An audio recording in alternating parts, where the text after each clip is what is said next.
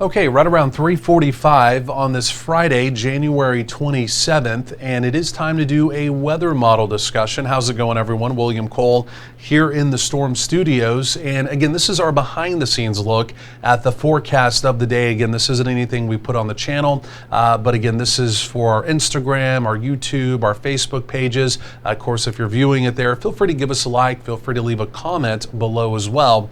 And again, this is where we just like to analyze the forecast of the day. Of course, in this situation, what everyone's interested in, not so much today, but obviously next week with the opportunity of rain and maybe the potential for some freezing rain or some wintry weather as we get into next week as well. It's still a fluid forecast. It can still change, but the data is becoming a little more concise on how it's going to play out next week, and we're going to talk about that over the next few minutes. But let's go and start here first of all. And we always like to start with a look at our live cam. And again, that's at downtown Dallas. And again, the one thing you probably have really been enjoying as we've gone through the day, it's all the sunshine. It's the crystal blue North Texas sky out there. Similar to yesterday, the temperatures have responded a little bit more today. Right now, officially at DFW 61, that's been our daytime high so far. But really even looking around the region here, again, a lot of 50s, a lot of 60s. Again, for a January afternoon, again, not too bad. Again, what we're seeing around the area. And again, even quickly looking here at temperatures across North Texas specifically, it's a uniform air mass, right? Again, a lot of folks right around 60. And again, the winds, not too big of a deal, but the winds have become a little bit breezier as we've gone through the afternoon, 10 to right around 15 miles per hour. Temperatures will slowly be easing down through the evening. But again, if you are making those Friday evening plans, anticipate a chilly evening, winter jacket, something like that would work. But again, it is dry and there's no weather complications. In fact, even though we normally don't use these graphics on here, let me just show you your Friday evening. Again, folks are trying to make their plans, figure out what they're doing. And if we have this queued up, we'll take just a quick peek at this here. And again, this would be your Friday evening forecast if we have it. Let's see, maybe we do, maybe we don't. If not, we'll move on because we've really got a lot to talk about and we don't want to waste a lot of time on that. So we may just move on, or I may just click this and we may just take a look at it. So 7 p.m. 51, 50, 48. Again, southerly winds. It's a warming wind out there, 10 to right around 12 miles per hour. So again, not a bad looking evening whatsoever. Okay, now this is what I want to get to because we've got several things going on. Now, number one, before we start talking about the opportunity of wintry weather and even rain as we get into parts of next week, we've got to talk about this weekend. And if you're making plans for tomorrow, Saturday, it's not going to be a washout across North Texas. There will be an opportunity mainly south and east of Dallas-Fort Worth for some scattered showers. But the one thing that's going to impact everybody, it's going to be low gray stratus cloud cover. And in fact, the reason I'm showing you the visible satellite, look what's happening right now. Let me get the telestrator going. And there's the leading edge. That's the tip right there. You can see which way it's moving to the north, right? So we've got low gray stratus cloud cover. It's making a move now out of the coastal plains northbound. That's going to be arriving tonight, and it's going to linger throughout the day tomorrow. So again, tomorrow looks cloudy. For a lot of folks, it's really even going to look like it's about to cut loose and rain. Simply put, it's not. Again, the only real rain chance, again, like I mentioned, truly is going to be south and east of Dallas-Fort Worth. But tomorrow will be a grayer day, and again, that will be the beginning of some weather changes. Looking at the convective outlook, number one today, nothing going on, right? This is from the Storm Prediction Center. Crystal clear blue skies. You don't need me to tell you there's nothing going on. What about tomorrow? Could there be any severe weather with some of the showery activity I was talking about? Storm Prediction Center saying no severe weather, but there could be a couple rumbles of thunder, right? The very light green you're seeing, that is what they call an opportunity of, again, general thunder, right? A general thunderstorm, meaning some thunder, maybe a little gusty wind, something like that. In the grand scheme of things, that's not really a big deal, right? But a little thunder tomorrow can't be ruled out. And then as we get into Sunday, not here in North Texas, but down along the coastal plains, down around the Houston area, and in fact, even back over to the parishes of Louisiana, there may be an opportunity of a couple stronger storms over there, also with some wind, but they're calling that a marginal risk of severe weather, okay? So the weather does become a little more active, but not here in North Texas, right down to our south as we go through the weekend. But our weather gets interesting as we get into the first part of next week. So we're watching two things. Number one, this is going to be the 500 millibar chart. This is where we look at the vorticity, the areas of spin. I'm going to zoom this in. Or maybe that is the zoom. Maybe we're already on the zoomed in view. Okay, I think we are. Okay, so we'll just leave that there. It doesn't seem quite as zoomed in as it normally is, but that's all right. We'll work with that. This is what we're trying to look at. It's this area spin today that's basically up in the Pacific Northwest. It's a long ways away, but that area spin is actually going to be inbound for the weekend. So watch it, track it carefully there on the screen. There it goes. It comes in. And again, it's going to bring a cold front with it, and before it arrives, it's going to add just a little bit of lift to help get, again, a few showers going tomorrow. In the grand scheme of things, not a big deal. The only true reason I'm highlighting it is that same system. It's going to have a front with it, and it's going to help to funnel some chillier air from the north down. And the big question for next week, when we're dealing with rain and the potential for wintry weather, what do you need for wintry weather? You need cold air, but it depends on what layers or on every layer of the atmosphere the cold air is, and that helps to determine the precipitation type.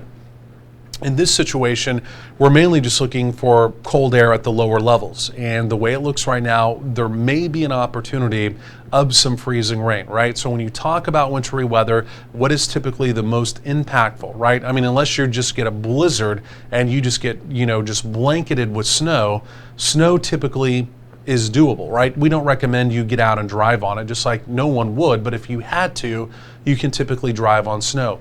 If you start getting freezing rain or ice, especially on elevated surfaces or on your infrastructure that we have here in North Texas, it becomes a little more crippling, right? So in wintry weather, what do you look for, right? You look for ice, sleet, and then snow. Snow being last, again, unless it's just some crazy blizzard, then again, it's just a completely different story, right?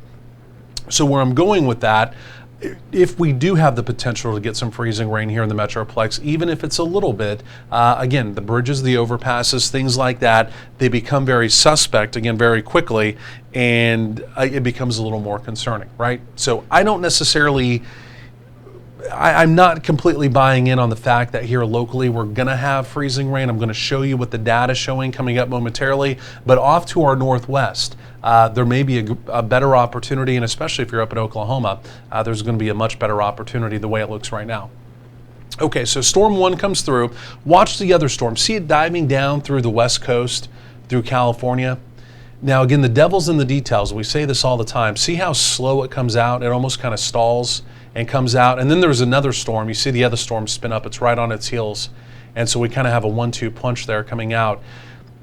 That's the Euro. That's the European model. Typically, this is the best set of data that we have, right? When we're forecasting, especially at the medium range, which this is, it's the best set of data there is, right? So we also have something called the American model, right? The GFS doesn't always perform that well, right? Because they rank these things, right? They rank these computer models, and typically the GFS at times is typically towards the bottom. So a lot of times when we're making that medium range part of the forecast, what model do we want to buy into the most?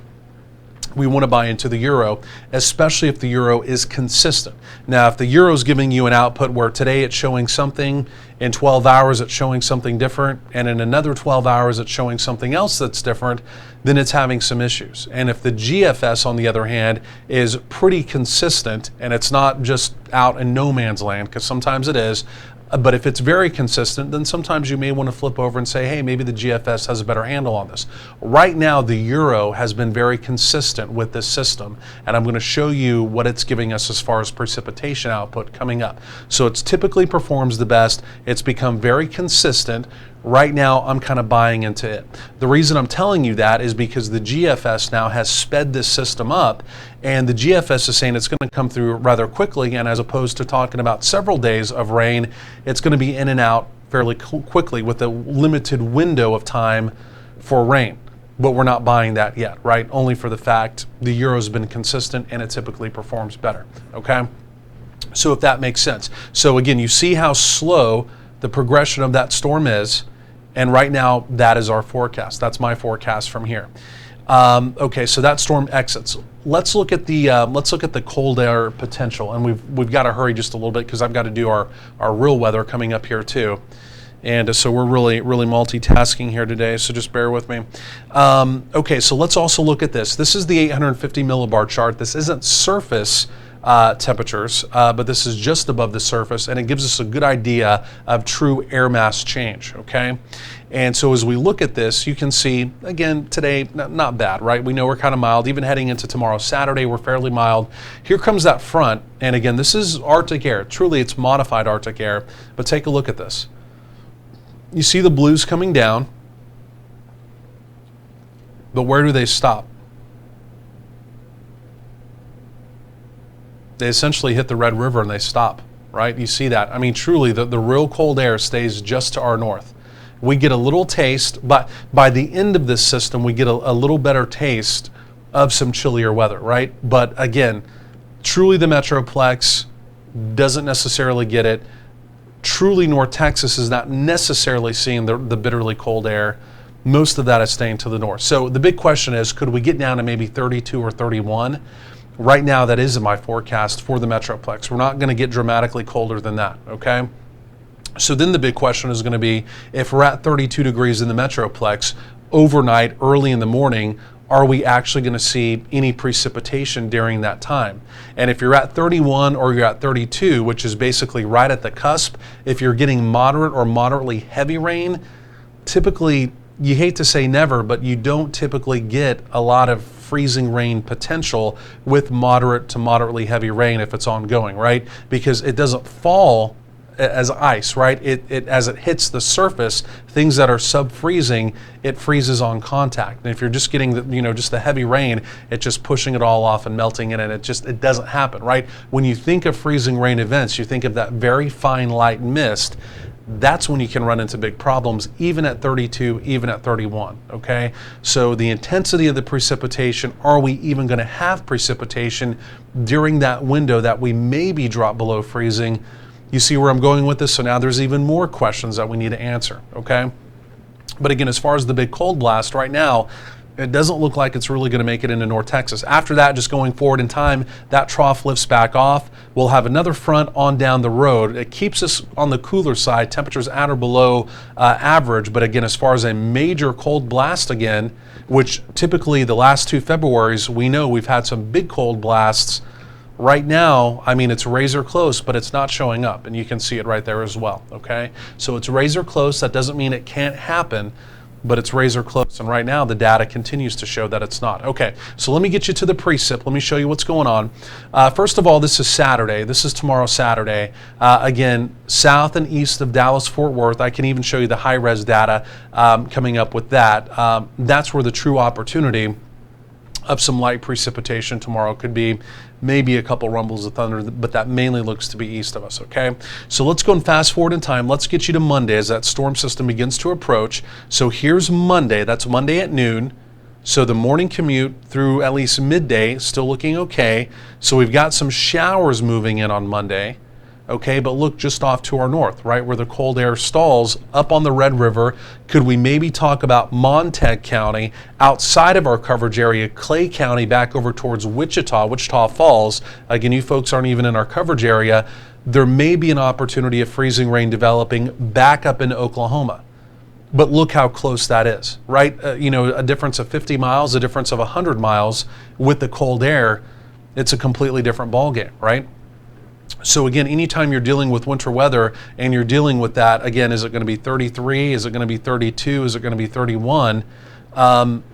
It's a big deal, right? So, but the data with the Euro has been very consistent with parking the cold air just to our north and giving that opportunity of frozen precipitation off to our northwest, okay? This really hasn't changed over the last 3 days, okay? So we're keeping our eye on that. You can see it expands as we get into Tuesday night. Obviously, more temperatures chilling down Tuesday night. You can see our far western counties could be some concern there. And then as we really go through the day on Tuesday, we're going to see heavier rain here. I shouldn't say heavier rain, but we're going to see moderate, maybe moderate heavy rain in the Metroplex, right? So it's going to do a number on, even if our temperature is close to 32, it should be heavy enough that we probably shouldn't have a problem. But in fact, for Tuesday, I'm actually forecasting us getting up into the mid to upper 30s. So we really should be pulling out of the hole, and we should only be talking about a cold rain. But again, just across the Red River, that darker shade of pink, you don't want to see that. That's heavy freezing rain up there. I mean, that's a big deal. So again, if that shifts 50 miles to the south, 100 miles to the south, it's a completely different ball game. Somewhere in our immediate region, is there the potential to have a big ice storm? The potential is there, but right now all the data continues to hold it just off to our north. If the dam breaks and the cold air comes further south, then again it's a different deal. But right now I've had no indication for 3 consecutive days that that's going to happen. Okay. So there we go. Then as we get into Wednesday, we'll have another wave of rain around. But again, temperatures on Wednesday throughout the afternoon look even milder. So the way it looks right now, Wednesday really should just be all rain. Again, the way it looks now. And then on the back side of the system on Thursday, there could be some snow, but again, that mainly stays north, right? The backside, that's the colder side of the system anyway. Typically, that's where you get some snow because the whole column of air is colder at that point. And then it pulls away, and we taper off the precip on Thursday. Okay, let me do one more thing. Let me show you this just really quick, and then I've got to really wrap this up. Let me show you freezing rain potential. And this is just at 6-hour increments, right? And I'm just going to fast forward in time. I mean, you see it right there, right? I mean, the Dallas-Fort Worth specifically, based off the Euro, not impacted by freezing rain, but just off to our north. Again, we're talking about, Cook County, Montague County, Grayson County. You folks are right there on the cusp of that. And then again, locations back off, you can see to the west and to the northwest, then getting outside of our coverage area. But there appears to be right now a pretty small window of time on Tuesday where there could be a fairly decent batch of freezing rain, again, just off to our north, up into Oklahoma, and again, back down towards Wichita Falls. So we'll have to watch and see if that jiggles around a little bit. But again, when you see that, that looks a little concerning for the folks up there. That could be a real deal crippling ice storm for them. Okay, let me look at temperatures real quick here. And if you guys can see that, let me take the other zoom of this so you can see what I'm talking about. And so there it is. Again, you can see there's truly 3 mornings, right? Monday morning, there's no precip at 32. We're not worried about that. Tuesday morning, we're down to 31, right? We're right there. We're razor close. Could we have some freezing rain? It's within the realm of possibilities. One, if we're actually getting rain at that time that we're below freezing, or any precipitation, even if it's mist, drizzle, whatever. And 2, the intensity, right? If it's, moderate rain, 31, you never say never in that situation because you're below freezing, but it really 31, 32, you really need that light precip that can truly form the ice on a surface somewhere, okay? And then Wednesday morning, we're at 32 again, but the data is not necessarily showing precip Wednesday morning. We taper it off through the day and then early Thursday morning, okay? So again, it's all gonna come down to timing. It's gonna come down to those temperatures. And again, you can see Tuesday afternoon, the data there is putting us into the mid to maybe mid upper 30s. So we would definitely be in the safe zone by then. And again, keep in mind, this is for Dallas-Fort Worth specifically. Again, our western counties, our northern counties, again, there may be some impact up there. So you folks do want to stay plugged into that for sure. So that's where we are, folks. Again, like I said, we really had to do an abbreviated one. I've got to get on with our normal weather forecast stuff that we do. Stay plugged into this. I'm going to keep you up to date through the weekend. Of course, we'll have the very latest on our mobile app. We'll have the very latest on our live channel, Roku, Apple, Amazon Fire TV. And again, we'll be covering all of this through the weekend. Real quick, if you haven't downloaded our mobile app, there it is. Again, Apple, iTunes Store, also the Google Play Store. Be sure to download it today. And again, we'll continue to talk to you through the weekend and keep you up to date on this cold rain and winter weather potential.